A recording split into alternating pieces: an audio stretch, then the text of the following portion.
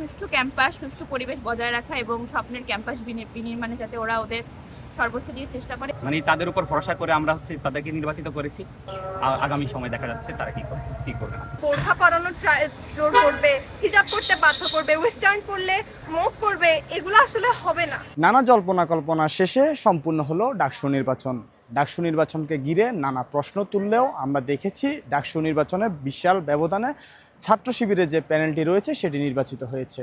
আমরা আজকে জানার চেষ্টা করব কি কারণে আসলে শিবিরের প্যানেল এত ব্যবধানে জয়লাভ করেছেন এবং তাদের কাছে সাধারণ শিক্ষার্থীদের প্রত্যাশা কি আগামীতে। আজকের এই প্রতিবেদনে সেটি জানার চেষ্টা করব। আপনাদের সাথে আমি রয়েছি ইয়াসিন আরাফাত। আমার শিবিরের এই জিনিসটা সবচেয়ে ভালো লাগে যে ওরা মানে ইসলামের যে বেসিক জিনিসগুলো যেমন নামাজ পড়া, টাইমলি নামাজ পড়া, কোরআন পড়া, এগুলা মানে মেনে চলার চেষ্টা করে। আর ওদের ম্যানার্স অনেক ভালো। আর আমি আসলে মনে করি যে ওরা মোটেও নারী বিদ্বেষী না। এখন ৭১-এ কি হয়েছিল ওইটা আলাদা ব্যাপার, বাট এখনকার যে সাদিক কায়েম, ফরহাদ, ওরা কিন্তু ওইটার চেয়ে আলাদা। ওরা কিন্তু নারীদেরকে যথেষ্ট রেসপেক্ট করে। আর ওরা যে মানে এরকম কতগুলো জিনিস আছে যে বোরখা পরানোর জোর করবে, হিজাব করতে বাধ্য করবে, ওয়েস্টার্ন পরলে মুখ করবে, এগুলো আসলে হবে না।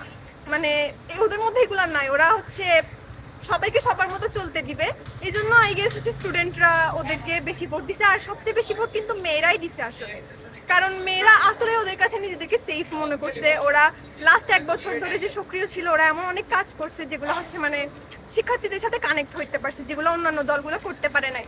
আর শিবিরের কাছে আশা করব যে ওরা এখন যেরকম সুষ্ঠুভাবে কাজ করে যাচ্ছে, মানে নিজেদের দায়িত্বগুলো ঠিক রাখছে এখন পর্যন্ত, ওইভাবে যেন সামনে কাজ করে, মানে কোনো রকমের কোনো দাঙ্গা ফাসাদে না জড়াই, এটাই আশা করছি। তারা তো ইলেক্টেড হয়েছে কাদের ভোটে? আমাদের মতো স্টুডেন্টের ভোটে। তো আমাদের মতো স্টুডেন্টদের ভোটে তারা ইলেক্টেড হয়েছে, সেহেতু এটা তাদের কাজ, এখন তাদের দায়িত্ব। এখন তারা করবে কিনা এটা গিয়ে আসল ব্যাপার, সেটা দেখা যাবে।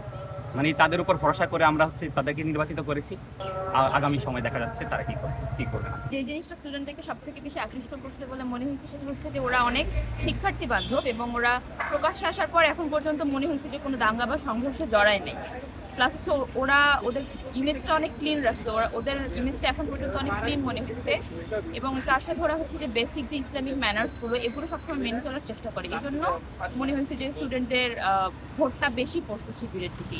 সুষ্ঠু ক্যাম্পাস, সুষ্ঠু পরিবেশ বজায় রাখা এবং স্বপ্নের ক্যাম্পাস বিনির্মাণে যাতে ওরা ওদের সর্বোচ্চ দিয়ে চেষ্টা করে এবং ওদের যে ইশতেহারগুলো ছিল, নির্বাচনী ইশতেহারগুলো ছিল, এগুলো যেন ওরা পূরণ করার চেষ্টা করে।